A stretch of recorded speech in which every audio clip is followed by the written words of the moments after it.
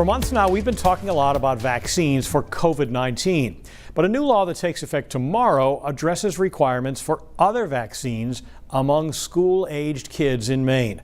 News Center Maine's Chloe Thibault explains how it works. Very soon, philosophical and religious exemptions from required vaccines will no longer be allowed in public or private schools in Maine. That's because of a bill signed into law in May of 2019 that takes effect tomorrow, September 1st. Outlay 798 says pre-K through grade 12 students must be vaccinated against certain diseases unless they have a medical exemption. That includes kids who may be on immunocompromising therapies or who shouldn't receive live vaccines because they've undergone certain therapies in the past. Experts say medical exemptions account for fewer than 1% of people.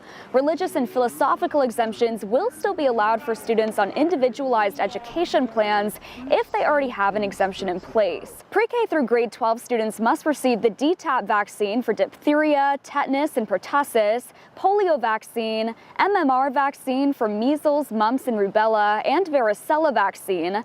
Students in grades 7 through 12 must also receive the MCV4 vaccine to protect against meningococcal disease. This new law does not include the COVID-19 vaccine. Dr. Laura Blaisdell is the vice president of the Maine chapter of the American Academy of Pediatrics, and she says Maine's vaccine exemption rates had once climbed to 5.6%.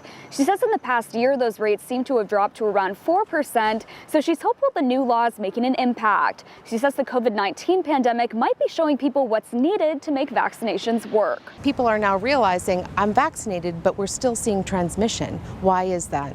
The reason is because we don't have community immunity rates that are high enough to keep transmission at bay. And that was the problem with our schools, and that was the reason why this bill was put into place, because we were seeing outbreaks despite having people being vaccinated. Dr. Blaisdell says the pandemic has made it difficult for some providers to actually give childhood vaccines, so they're playing catch up right now. That means there is a recommended grace period for families to get their students vaccinated. If they choose not to, homeschooling is an option.